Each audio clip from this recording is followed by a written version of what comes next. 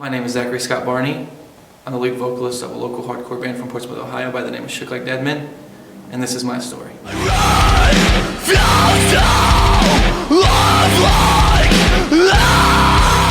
Growing up, I pretty much come from your typical broken home. My parents weren't married. They were always fighting. I grew up with a lot of domestic abuse. My dad always beat on my mom, and my mom always beat on my dad. Never really had a normal home. The only thing I really knew was, to me, normal was selling drugs for money and seeing people always drinking or smoking weed. And the older I got, the more serious I noticed what was really going on around me. And to me, that was normal. And I remember being 6 years old and having a friend over from school and playing hide and go seek.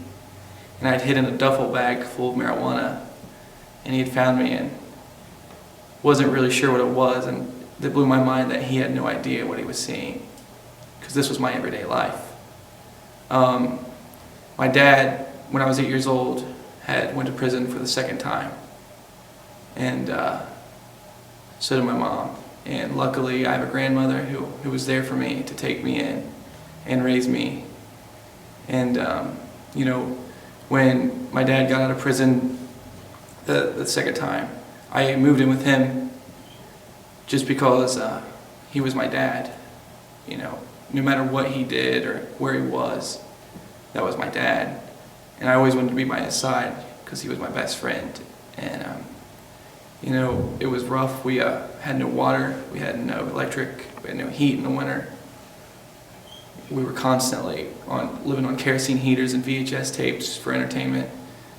We didn't have a working car half the time. He didn't have a license. But, he did what he could to raise me as best as what he could with what he had at the time.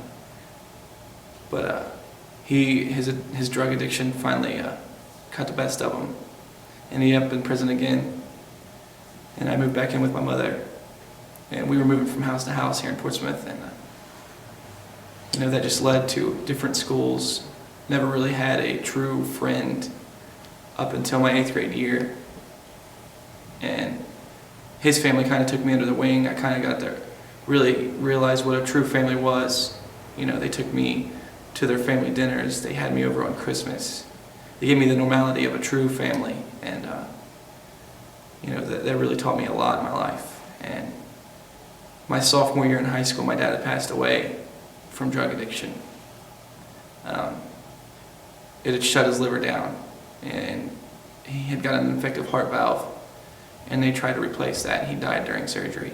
And the hardest thing I've ever had to do my entire life was to sit there and look at my dad, unconscious, knowing that I'm not going to be able to talk to him again. And that led to my own disease of alcoholism, which pretty much took my life over for about 6 years. I was really selfish.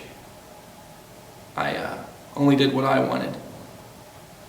And that led to a lot of promiscuous sex, a lot of physical violence to my friends, to people I don't even know. Still today there's people that know of me of punching them in the face, and I could never pick them out of a crowd. That led to me starting relationships with girls who I cheated on, who I just used for sex. I had a girlfriend in high school who I dated for 3 years, who I had cheated on all the time, and she eventually developed an eating disorder because she never thought she was good enough. And I just found that out recently, and it's something I've really had to deal with, that the seriousness of my selfishness and what I wanted wasn't just affecting my life, it was affecting others. November 12th of 2010, I was in a car accident due to drunk driving by myself. Really dumb story. I went to pick up a phone charger 30 seconds from my house, and on the way back, I don't remember what happened, but all I remember is seeing a van and me running into a piece of concrete that destroyed my car and stopped me from pulling out in front of this van.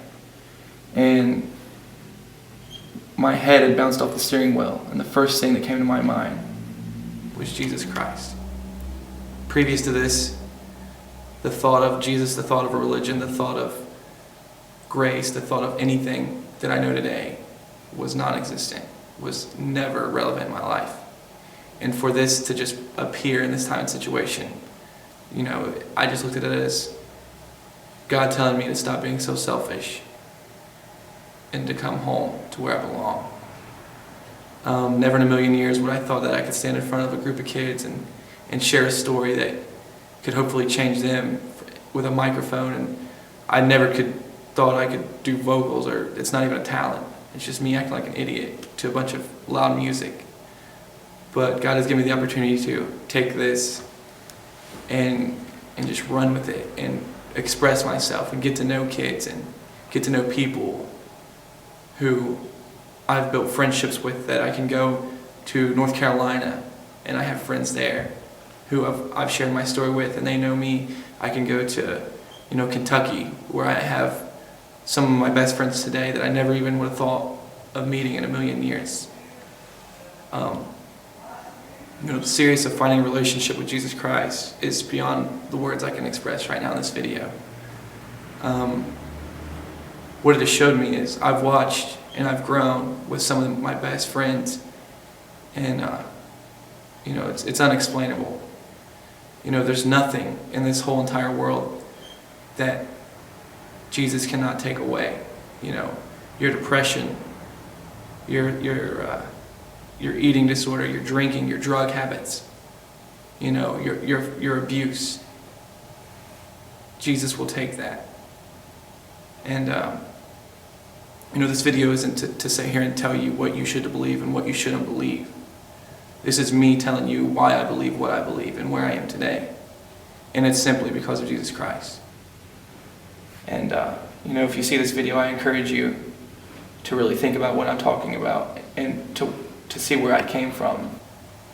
I've had opportunity. I'm traveling the United States of America in a band that I never thought I would be in a million years. By the grace of God. I'm making this video today by the grace of God. I was on my way to prison. I was on my way to death. And that night, God had opened my eyes and just pulled me from the grave I was digging for myself. And if you get anything from this, just really think about, where you're at in your life and what's not right. Because if you feel there needs to be a change, then I encourage you to make that change. Whether it is to find God, to find, an escape. If there's something that you're not happy with, make that change in your life. Find peace, find comfort. And my peace and my comfort is in the hands of Jesus Christ.